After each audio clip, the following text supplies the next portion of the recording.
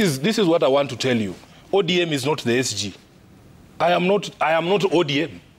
The party chairman is not ODM. ODM is a movement of people, over 5 million Kenyans who are registered members of ODM.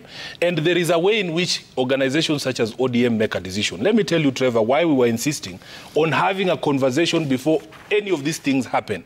Because right now, like Sifuna, I eat, dream, and leave ODM. If today I find myself seated next to Kindiki in cabinet to discuss what are we going to implement, because a conversation would have happened in which we would have agreed that, first of all, the president is going to rip up his bottom-up manifesto, and then we are going to rip up our Azimio manifesto. We come up with a document that encompasses the beliefs and the priorities of both political parties. What manifesto are these people going to implement? I heard the president very clearly yesterday.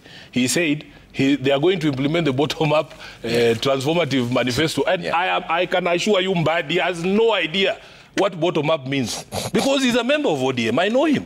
So for us, we needed to have a conversation first, to have a document that says, this is what we're going to do and this is the priority areas. For ODM, our priority areas have never changed. We are a pro-people party. We are not going there to talk about all these other things. For instance, Trevor, I as SG of ODM hold that the first thing I would do in government is to roll back all the taxation that has been imposed by this government.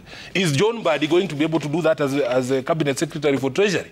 Without a framework, without a conversation. So do they have the blessing of the party? They do not. The position that we gave in the statement that I issued 2 days ago is that they are going to join government in their individual capacities. And we don't begrudge them. In fact, I wish them well.